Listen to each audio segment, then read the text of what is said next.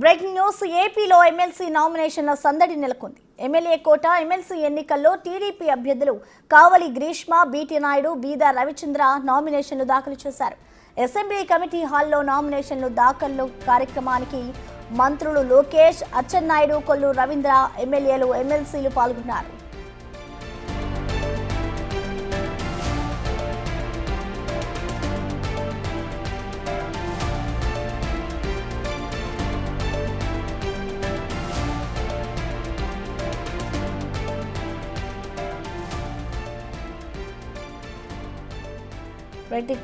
ఏపీలో జరుగుతున్న ఎమ్మెల్సీల నామినేషన్స్ కు సంబంధించిన పూర్తి సమాచారాన్ని అందించేందుకు మా ప్రతినిధి శివ లైవ్ లో అందుబాటులో ఉన్నారు. శివ, ప్రస్తుతం మొత్తం మీద చూసుకుంటే ఆంధ్రప్రదేశ్లో ఎమ్మెల్యే కోట ఎమ్మెల్సీ ఎన్నికలకు సంబంధించి కూడా కొద్దిసేపు క్రితమే తెలుగుదేశం పార్టీ తరఫున ముగ్గురు అభ్యర్థులు నామినేషన్ దాఖలు చేశారు. వీరికి సంఘీభావం తెలుపుతూ కూడా మంత్రులు నారా లోకేష్, సబితా, అచ్చెన్నాయుడు, కందుల దుర్గేష్తో పాటు పలువురు శాసనసభ్యులు కూడా మద్దతుగా పలికి అసెంబ్లీ హాల్లో ఎన్నికల రిటర్నింగ్ అధికారికి నామినేషన్లు దాఖలు చేశారు. ప్రధానంగా చూసుకుంటే తెలుగుదేశం పార్టీకి సంబంధించి మొత్తం ముగ్గురికి ఇవ్వడం జరిగింది. ఇప్పటికే జనసేన తరఫున నాగబాబు నామినేషన్ దాఖలు చేశారు. బీజేపీకి సంబంధించి కూడా మరికొద్దిసేపట్లోనే సోము వీర్రాజు నామినేషన్ దాఖలు చేయబోతున్నారు. తెలుగుదేశం పార్టీకి సంబంధించి కూడా బీటీ నాయుడు, బేదా రవిచంద్ర, అలాగే కావలి గ్రీష్మ ఈ ముగ్గురికి కూడా ఎమ్మెల్సీ అభ్యర్థులుగా ప్రకటిస్తూ టీడీపీ నిన్న సాయంకాలం నిర్ణయం తీసుకుంది. కొద్దిసేపు ఈ ముగ్గురు కలిసి కూడా నామినేషన్ వేయడం జరిగింది. అయితే నామినేషన్ వేసిన సమయంలో కూడా టీడీపీ నేత మంత్రి నారా లోకేష్ ఆసక్తికరమైన వ్యాఖ్యలు చేశారు. పదవులు రాని వారు ఎవరు కూడా నిరాశ, నిస్పృహ, ఆందోళన చెందవద్దు. దాదాపుగా రానున్న కాలంలో చాలా పదవులు వచ్చే అవకాశం ఉంది.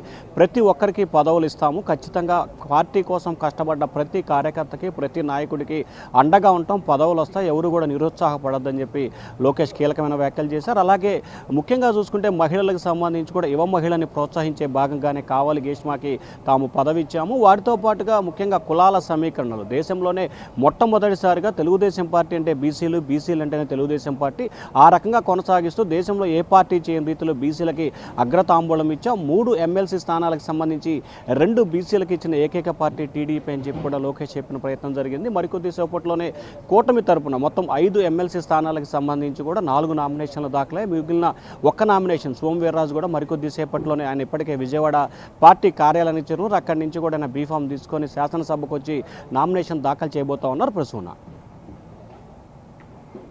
కొద్దిసేపట్లో అయితే ఇటు సోము వీర్రాజు కూడా నామినేషన్ వేయబోతున్నారు కాబట్టి ఇటు పురంధేశ్వరి ఢిల్లీలో ఉన్న కారణంగా ఇంకా ఆవిడ సైన్ కోసం వెయిట్ చేస్తున్నారు. మరి సమయం కూడా 4 గంటల వరకే ఉంది.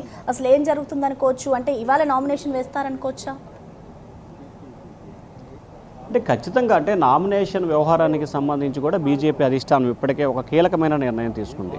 బీజేపీకి సంబంధించి కూడా పురంధేశ్వరి ఆంధ్రప్రదేశ్ అధ్యక్షురాలుగా ఉన్నారు. బీఫామ్ పైన ఆమె సైన్ చేయాలి. అయితే ఆమె ప్రస్తుతం ఢిల్లీ నుంచి బయలుదేరారు. ఆమె వచ్చేసరికి 2:30-3 అవుతున్న నేపథ్యంలో కూడా ఖచ్చితంగా ఆమె రావడానికి ఒకవేళ జాప్యంకరంగా జరిగితే బీజేపీ నేత కాశీ అనే వ్యక్తికి కూడా అథారిటీ అధికారం ఇస్తూ కూడా బీజేపీ జాతీయ నాయకత్వం నిర్ణయం తీసుకుంది. పురంధేశ్వరి రావడంలో జాప్యం జరిగితే కనుక ముందుగా తాత్కాలికంగా కాశీ అనే వ్యక్తి సైన్ చేసి అసెంబ్లీలో బీఫామ్ను సమర్పిస్తారు. ఆ తర్వాత పురంధేశ్వరి వచ్చిన తర్వాత మరొక సెట్ నామినేషన్ కూడా ఇచ్చే అవకాశాలు కనిపిస్తున్నాయి. సాధారణంగా నామినేషన్కి సంబంధించి బీఫామ్కి సంబంధించి కూడా తర్వాత అంటే ముందు నామినేషన్ సెట్ దాఖలు చేయొచ్చు.